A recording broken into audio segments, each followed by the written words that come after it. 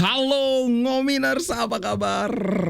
Aduh gila guys, ini sebuah hari yang sangat cerah. Kita di Liga ngebantai Verona, habis itu di Liga Champion juga menang walaupun tipis 1-0, tapi ini untuk sementara cukup untuk menempatkan Inter di puncak klasemen. Nanti kita akan bahas, tapi sebelum itu aku mau tayangin ini dulu. Ternyata ada yang nyawer, tapi setelah aku tutup ininya, live streamingnya 27.027 Onos. dari Onos. Pesan Selamat beli. beli. Aduh. Thank you banget buat Bro Onos. Ini 27.027. Ih, kenapa dirimu bisa tahu bahwa umurku baru 27 tahun? Ih, thank you banget Bro Onos. Oke, pertama aku mau kasih dulu sebuah review dari, bukan review sih, komentar untuk Jan Bisek. Jan Bisek adalah salah satu pemain yang tampil mengesankan di pertandingan kemarin. Pertandingan lawan Leipzig itu. Kawan-kawan pasti tahu ya, kalau yang nonton. Awalnya tuh yang main Pavard, tapi kemudian di menit 40-an kalau nggak salah 43 apa 44 cedera lagi dong. Aduh, dan kemudian tanpa persiapan yang cukup Bisek langsung masuk ya. Tapi untungnya kan sebelum kick off itu semua pemain sudah ada pemanasan dikit. So, dia bermain sekitar 50-an menit mungkin ya. Menurutku kemarin Bisek sudah kalau kawan-kawan ingat gimana aku mengomentari Bisek pada saat dia main bagus ya. Jangan senang dulu karena pemain muda ya kadang bagus, kadang besok. Tapi saat ini Bisek aku berani katakan dia sudah konsisten mainnya. Kadang-kadang ngelakuin kesalahan, tapi kalau kita lihat overall permainan Bisek ini sudah layak benar-benar jadi bagian dari squad rotation. Mungkin bahkan ada beberapa, kalau kita lihat pertandingan lawan Leipzig itu kan kurang lebih sama lah ya menit bermainnya antara Bisek dan Pavard. Menurutku bagusan Bisek. Tapi di sisi lain kita harus lihat mungkin Pavard itu sebenarnya dari awal sudah ngerasa agak aneh itu, sehingga kelihatan Pavard itu nggak maksimal, tidak adu speednya agak lambat, makanya dia sampai kena kartu kuning itu kan, karena kalah lari lawan Openda. Walaupun memang kita tahu Openda speednya jelas lebih kencang daripada Bisek, tapi mestinya itu bisa ditarik kayak gitu, tapi kelihatan agak sluggish. Memang sluggish itu kayak kayak agak kaku gerakannya Pavard. Ternyata ya aku ngerasa kayaknya ada yang nggak beres, ternyata memang akhirnya cedera. Alright, kemudian berikutnya adalah ada dua pemain yang menonjol dan mendapat pujian, bahkan salah satunya itu terpilih menjadi man of the match, yaitu nih yang aku jadikan background nih, Zielinski. Rasanya tadi itu adalah penampilan terbaik Zielinski selama berseragam Inter. Sangat menentukan, sangat percaya diri dalam menggiring bola, secara fisik juga kelihatan bagus, kelihatan superior. Dan khas yang aku senang lihat itu gerakan menipu, dia mau ke sini, tahu-tahu balik badan. Pokoknya mantap lah. Mungkin sedikit demi sedikit Mkhitaryan akan mulai lebih sering dirotasi dengan Zielinski, karena kemarin aku ngelihat trio Hakan, Barella, Zielinski ini sudah mulai ngeklik. Walaupun kalau kita lihat dari efektivitas overall, aku masih ngelihat trio Hakan, Barella, Mkhitaryan ini lebih efektif, tapi itu menurutku tinggal tunggu waktu aja.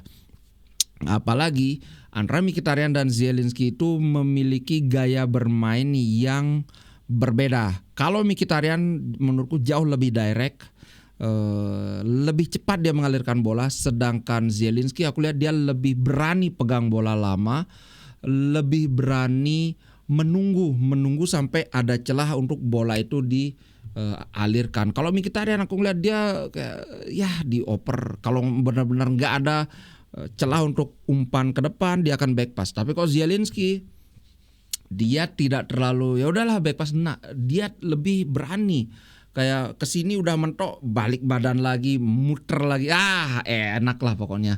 Cuman ya kalau kita lihat selama ini Inzaghi lebih sering memainkan Mkhitaryan, terus terang saja aku bisa memahami gitulah. Maksudku kalau aku pribadi aku akan pilih mainkan Zielinski, tapi levelnya Zielinski dan Mkhitaryan nggak kayak di sini dan di sini, tapi ya lebih kayak gini lah, sehingga ya yang manapun dimainkan ya masuk gitu. Dan kemudian yang kedua yang juga tampil sangat bagus adalah Stefan de Vrij, yang mana ini bikin kita makin berpikir bingung, karena kawan-kawan pasti ingat aku dulu bilang bahwa Oaktree hanya akan mempertahankan satu saja di antara de Vrij dan Acerbi. Menurutku Acerbi itu saat ini lebih bagus dibandingkan de Vrij, tapi itu pun cuma beda dikit. Sedangkan dari de Vrij kita lihat dia sangat konsisten. Acerbi mulai banyak cederanya. Ya kalau aku pribadi sih sebaiknya udahlah Acerbi sampai musim ini aja, kan udah habis kontraknya, kasihlah dia pensiun atau mungkin bertualang di klub yang lebih rendah levelnya, atau mungkin ke Arab cari dana pensiun kan, who knows gitu. De Vrij menurutku mulai kembali kita melihat De Vrij yang sangat konsisten, sangat tenang, bisa diandalkan. De Vrij ini kan sebenarnya pemain yang tidak terlalu punya kecepatan, tidak terlalu skillful, tapi dia pas gitu loh. Dia nggak bisa punya kecepatan, dia sangat pintar menghadang bola dari depan. Dia tidak mengizinkan sampai ada situasi di mana dia harus adu sprint dengan musuhnya. Selalu dia mundur, langsung dihajar. Dia sama kayak Acerbi lah. Kemudian aku sekarang semakin sering melihat De Vrij mulai berani bawa bola ke depan. Kalau dulu aku melihat De Vrij ini lebih ke center back yang sangat konvensional, yang sangat yang sangat tradisional lah, dapat bola umpan, dapat bola buang kayak gitu. Kalau sekarang mungkin ya didikannya Inzaghi memang seperti itu gitu guys. Berikutnya aku mau ini kan Hakan, ada wawancara yang menarik. Dia bilang 2 injury secara beruntun ini ya sangat sulit, dia bilang gitu. Oke, langsung saja di sini. Setelah pertandingan malam ini, Calhanoglu berkomentar, ya saya memang out for a bit, maksudnya absen sedikit, tapi saya senang saya telah kembali. Gelandang Turki ini mengakui bahwa mendapati atau mengalami 2 cedera secara berurutan di kaki yang sama itu menyakitkan. Tapi saya senang bisa kembali dan saya harap saya bisa tetap bermain seperti ini tanpa kesakitan. Kita atau kami harus selalu siap dan terus berlanjut. Kami happy, ini adalah hasil yang bagus dan membuat kami tetap berada di atas. Mungkin kami mestinya bisa mencetak lebih banyak gol berdasarkan peluang yang kami ciptakan. Aku cukup setuju, mestinya 2 gol minimal bisa. Tapi pada akhirnya seperti kemenangan lawan Arsenal, kami menahan hasil ini dan menunjukkan bahwa kami juga bagus secara defensif. Kami menghasilkan banyak peluang di babak pertama. Leipzig adalah tim yang kuat dan mereka suka menekan dari atas. Maksudnya masih di pertahanan kita mereka sudah datang pressingnya begitu. Di babak kedua mereka berkembang dan menghasilkan beberapa masalah untuk kami. Tapi yang penting adalah hasilnya. Nah, aku setuju dengan komentar dia bahwa kami juga bagus secara defensif. Tapi menurutku ini bukan hal yang perlu kayak ditunjukkan, karena semua orang pasti tahu Inter itu bagus secara bertahan kecuali di Liga. Memang ada sense bahwa Inter kok sekarang gampang sekali kebobolan, tapi aku ingin ingatkan lagi bahwa sekarang ini Inter adalah satu-satunya tim di Liga Champions yang belum kebobolan dan bertengger di atas, kecuali kalau nanti Monaco menang dan Liverpool mereka menang atau seri, maka mereka akan menyalip. Nanti kita akan lihat tabel klasemen di akhir ya. Itu komentar dari Hakan. Kemudian Jan Sommer juga happy lah, gila Jan Sommer ini tidak terlalu banyak. Intinya dia bilang sekarang ini Jan Sommer itu kan sudah mencetak clean sheet ke 101 sepanjang karirnya. Wow, ini angka yang ya sangat mengesankan menurutku, apalagi dia tidak terlalu banyak bermain di tim besar kan. Selain di Bayern Munchen kayaknya di tim papan tengah saja seingatku ya. Soalnya sebelum Bayern Munchen aku nggak terlalu ngikutin Sommer sih. Sorry kalau salah, tolong dikoreksi aja. Nah, intinya dia ya bilang bahwa saya senang bisa mencetak rekor ini, tapi ini adalah kerja sama tim kayak gitulah. Tidak ada komentar yang terlalu apa ya. Kalau Mourinho itu kan komentarnya selalu ada saja yang bisa jadi yang bisa jadi apa ya, headline gitu. Kalau Jan Sommer ya sedang-sedang saja. Nah, kemudian setelah hasil yang mengesankan lawan siapa namanya itu? Kok aku lupa. Lawan Leipzig, Carragher, kawan-kawan tahu kan Carragher ya, mantan pemain Liverpool. Ini back apa gelandang sih aku lupa. Yang biasanya main di CBS Golazo itu, dia bilang ada beberapa potensial winner. Yang pertama, ini aku sarikan aja ya dari wawancaranya, itu selalu Real Madrid dan City. Kemudian mana itu? Ketika kamu berpikir tentang tim terbaik di kompetisi, kamu selalu mempertaruhkan atau bertaruh di City dan Real Madrid. Kamu selalu merasa bahwa ya salah satunya akan menang. Nah, kemudian musim lalu Liverpool nggak ada di sana, tapi sekarang mereka kembali. Nah, saya rasa tim lainnya aku akan bilang Inter Milan. Nah, jadi mereka ini adalah 4 tim yang menurutku bisa memenangkannya. Jadi 4 tim itu City, Madrid, Liverpool, dan Inter kalau menurut si Carragher. Aku nggak tahu sih. Kayaknya masuk akal City, Madrid, Inter, karena somehow Barcelona gimana? Oh, Barcelona di atas juga, sorry. Barcelona juga harusnya diperhitungkan. Performa mereka bagus. Sekarang dari 5 pertandingan mereka mencetak 12 poin. Madrid itu kan nanti akan saling ini sama siapa namanya? Sama City. Justru Madrid itu sekarang cuma 6 poin. Kalau kita tarik dengan Inter yang ada di puncak dengan 13 poin, Madrid 6, itu kurang dari setengahnya. Menurutku kalau dia masih mempertimbangkan City sebagai calon juara itu masih masuk akal. Kenapa? City sekarang kan memang 5 kali berturut-turut kalah, kemudian kemarin sudah 3-0. Tahu-tahu seri lagi. Kalian lihat di medsos sudah banyak banget luka-luka sih ini si Pep Guardiola. Di sini ada bekas cakar-cakaran, terus di sini ada luka. Ternyata dia mencakar dirinya sendiri saking stresnya dia. Kasihan banget. So, maksudku ada begini. Sekarang City memang lagi terpuruk, tapi kan mereka banyak yang cedera. Menurutku City itu sekarang ada di peringkat ke-15. Untuk lolos ke 16 besar mereka sepertinya masih bisa. Nanti kan akan mungkin mereka harus ikut ke playoff ya. Kan 1 sampai 8 itu langsung ke 16 besar, kemudian 9 sampai 24 ya. Kalau nggak salah 9 sampai 25 kayaknya. Tolong dikoreksi, kayaknya 9 sampai 25. Itu harus playoff untuk nyari 8. Nah, sepertinya di sini Manchester City masih bisa, karena untuk sekelas Manchester City masa nyari peringkat 25 masa nggak bisa. Jadi ya kemudian ketika mereka telah lolos ke 16 besar, aku lihat ya pemain-pemain mereka yang cedera mungkin akan kembali. Rodri, kemudian John Stones, dan siapa lagi itu, KDB kan kemarin udah main.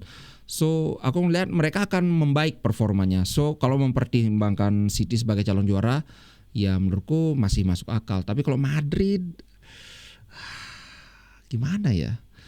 Ya tapi sama sih ya, kalau kita lihat Madrid kalau nyari posisi 25 masa sih nggak bisa? Kayaknya bisa.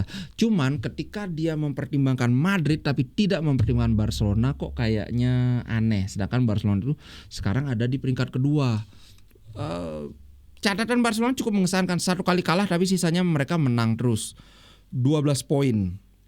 Dan mereka sudah mencetak 18 gol. Sangat produktif. Ini luar biasa sih menurutku.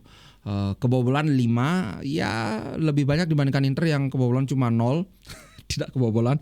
Tapi tetap kalau dilihat ininya, selisih golnya ya jauh di atas Inter. So menurutku Barcelona punya peluang yang sangat bagus. Di bawah Flick, Barcelona performanya musim ini jauh dibandingkan musim lalu. Apalagi Lewandowski on fire lagi. Ini lihat nih, Lewandowski itu sekarang ada di puncak pencetak gol terbanyak sementara dengan 7 gol. Di bawahnya ada Jonathan David. Semoga ini bisa ke Inter ya musim depan ya. Alright. Kemudian ada yang menarik. Tahukah kawan-kawan, Inter mencetak 4 kemenangan berturut-turut ya. Ya, ini adalah rekor terbanyak sejak Mourinho di 2010. Setelah itu kita paling cuma bisa 2 kali menang berturut-turut. Sekarang kita bisa menang 4 kali berturut-turut. Nah ini sudah aku baca tadi ya, aku nggak mau lah terlalu banyak bahas data. Intinya ini adalah prestasi yang bahkan dari 2010 ke 2024 itu kan 14 tahun.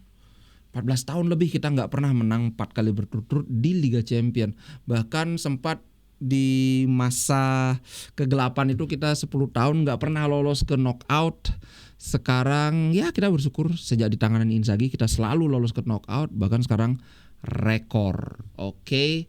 Nah, kayaknya sekarang kita oh iya, tahu nggak ada kritik terhadap wasit dari Portugal yang dikatakan membuat 2 kesalahan yang signifikan. Kalau di sini sebenarnya 3 yang dibahas, tapi yang dianggap sangat signifikan itu adalah 2. Oke, yang pertama itu di menit ke-16 ketika gelandang Amadou Haidara mengintersep crossing dari Pavard di dalam kotak penalti. Walaupun ya ndak clear, ini kelihatannya dia pakai tangan. Nah, menurutku tangannya kena, tapi menurutku ini memang sebaiknya nggak penalti. Ini sudah sering sekali aku bahas, nggak akan aku bahas terlalu panjang. Tapi menurutku ini udah pas, jadi nggak masalah ya. Nah, berikutnya ketika mendekati akhir pertandingan, Denzel Dumfries dan Lukeba ada benturan fisik yang brutal, dibilang nggak sih sampai brutal. Nah di sini play on, harusnya penalti. Setelah aku lihat-lihat lagi beberapa kali, ini menurutku penalti sih. Tapi menurutku salahnya Dumfries. Ketika dibentur pertama itu harusnya dia langsung jatuh aja. Tapi ini kan dibentur, dia masih jalan, dan kemudian memang ada tangannya si Lukeba itu di bawah ketiaknya Dumfries, dan entah sengaja atau enggak kelihatannya dijepit. Jadi ketika ditarik sama Lukeba ya otomatis Dumfries ikut ketarik kan, kayak gitu. So ini masih 50-50 menurutku. Kalau penalti ya syukur, kalau nggak penalti ya kayaknya memang nggak gitu. Nah yang terakhir official Portugis menganulir gol dari tuan rumah di stoppage time. Marcus Thuram bisa merebut bola, kemudian memberikan umpan manis kepada Mkhitaryan dan di tap.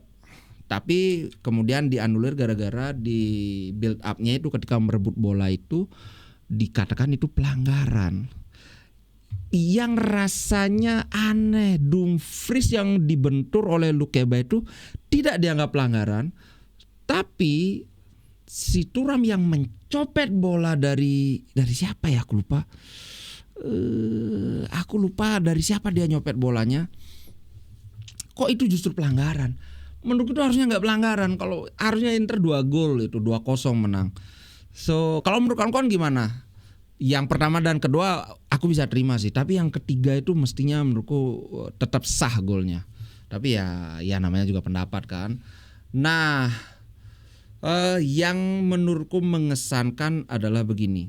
Kalau Inter mau, mereka duetkan Lautaro dan Thuram, aku sangat yakin Inter akan menang 2-0 minimal. Tapi dengan ya Mehdi Taremi dimainkan, menurutku Mehdi Taremi nggak terlalu bagus. Lautaro belum sebagus musim lalu, tapi not bad lah ya, not bad. Apalagi dia baru habis sakit demam. Kemudian masih mikirin juga pertandingan lawan Fiorentina. Menurutku mungkin Dumfries yang ya bagus tapi nggak sebagus Di Marco gitulah jadinya. Kalau aku bilang Dumfries itu bagus kemarin. Cuman ya lagi-lagi kalau kita ngeliat sisi kiri agak jomplang kan. Ini yang menurutku gimana ya, lagi-lagi coba hakimi. Tapi Dumfries menurutku dengan performa dia yang mulai konsisten seperti ini sangat layak dikasih kontrak baru maksimal 4 juta. Kalau 4 juta untuk performa Dumfries seperti yang kemarin menurutku itu sudah layak. Tapi kalau 5 juta nggak mungkin. Inter pun nggak akan mau. Lebih baik kehilangan Dumfries sekalian udah Rajon Buchanan disuruh di sana main terus-terusan. Kemudian Jan Sommer, apa yang mau dinilai dari Jan Sommer? Kayaknya dia cuma ada satu apa 2 ini ya penyelamat. Cuma 1 doang. lagi-lagi Sommer minum kopi. Karena gini, kalau kita lihat statistik pertandingan, sebenarnya kita nggak perlu lihat statistik pertandingan pun kita bisa ingat bahwa penguasaan bola kurang lebih 50-50 dan secara statistik memang beneran 50-50. Tapi aku terus terang nggak ngerasa ada peluang yang berbahaya sekali dari Leipzig. Dalam artian peluang itu adalah tembakan. Tapi kalau situasi ada, pertama ya ketika Pavard kena kartu kuning itu, menurut itu situasi yang berbahaya. Kalau nggak dilanggar sama Pavard itu bisa jadi peluang itu. Tapi kemudian kalau kita lihat big chance, peluang itu kan kita ngukurnya bola yang sudah ditembak. Justru Inter ada 3 peluang bagus banget, sayangnya tidak berbuah gol. Bahkan kalau kita lihat expected goalnya pun jauh, 1,3 berbanding 0,15 ini. 1,3 dari Inter dan mereka 0,15, sehingga kalau mereka nggak bisa nyetak gol ya wajar aja karena memang mereka nggak punya peluang yang bagus-bagus amat. Bahkan kalau kita lihat shot on target kita 4, mereka cuma 1. So apa ya? Di babak kedua kalau aku mengkomentari pertandingan ya, di babak pertama itu oke, seru banget. Di babak kedua Inter mengendurkan ininya, pressingnya tidak sekencang babak pertama, intensitas juga enggak karena Inter sudah mulai aduh kita cari aman aja, habis ini kita lawan Fiorentina kayaknya gitu. So di babak kedua mungkin kita bisa katakan imbang lah permainannya, 0-0 di babak kedua menurutku hasil yang sangat pantas. Tapi yang apa ya, aku mau perlihatkan lagi bahwa secara umum Inter sangat layak memenangkan pertandingan. Karena apa? Kalau kita lihat big chance kita yang miss itu 3, karena kita punya 4 big chance, 1 miss. Kita 1 through ball dan sentuhan di kotak penalti lawan itu kita 27, mereka cuma 13. Dari 27 itu sebenarnya kita kalau saja bisa lebih klinis, kalau saja kita punya pemain yang lebih kayak Korea di ruang sempit dengan banyak orang tapi bisa menguasai bola, kita minimal bisa nyetak 2 gol itu. Tapi ya Lautaro belum kembali, kemudian Thuram memang bukan tipe yang bisa kayak siapa ya, kalau kita ingat dulu kayak Ronaldo misalnya, kayak Messi yang mau dirubungi 3 pemain pun tetap dia bisa kontrol bola karena kita bisa 27 kali membawa bola itu ke dalam kotak penalti, tapi sayangnya belum bisa menghasilkan gol. Kalau menghasilkan peluang ya kita dapat 4 peluang emas dari 27 sentuhan di kotak penalti. Menurutku ini sebuah statistik yang cukup bagus, cuma sayang nggak bisa dikonversi jadi gol, itu aja sih.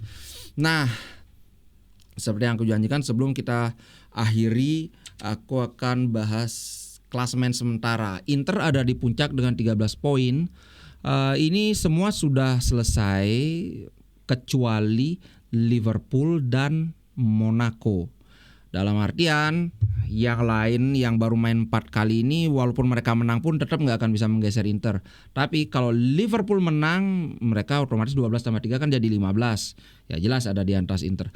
Kalau Liverpool seri, mereka kan jadi 13, tapi selisih gol mereka kan lebih banyak nih. 9 berbanding Inter 7, ya mereka akan menyalip Inter. Kemudian Monaco itu nilainya 10. Kalau mereka seri kan jadi 11 ini. Tetap Inter di puncak. Tapi kalau mereka kalau mereka menang kan ini jadi 13. Kalau mereka menang ini jadi 13, anggaplah mereka menangnya cuma 1-0. Kalau mereka lebih dari 1-0 menang, jelas mereka akan menyalip Inter. Tapi kalau mereka menang cuma 1-0 atau selisih 1 lah ya, kan jadinya nih selisih gol dari 6 ini akan menjadi 7 kan. Itu kan sama jumlahnya dengan Inter yang juga 7, tapi kita akan lihat di sini jumlah gol yang mereka lesakkan atau produktivitas gol mereka lebih banyak ya. Karena kita belum ketemu dengan Monaco, nggak ada catatan head to head, ya jelas ini yang akan dipakai menentukan. Sehingga Monaco akan ada di atas Inter. Gitu sih bro. So itu ya kondisinya ya. Inter akan di puncak kalau Liverpool kalah dan Monaco kalah atau seri. Tapi kalau Liverpool menang akan disalib. Kalau Liverpool seri akan disalib. Kalau Monaco menang akan disalib. ya udah itulah kondisinya. Oke. Sementara itu aku mau bahas dikit Atalanta. Sangat mengesankan 6-1 loh. Inter cuma bisa menang 1-0 lawan Young Boys. Mereka 6-1, gila banget. Gila ini Atalanta. Aku masih susah nerima kok bisa. Ini 6-1. Kok bisa Inter ngebantai Atalanta 3-0 apa 4-0 kan?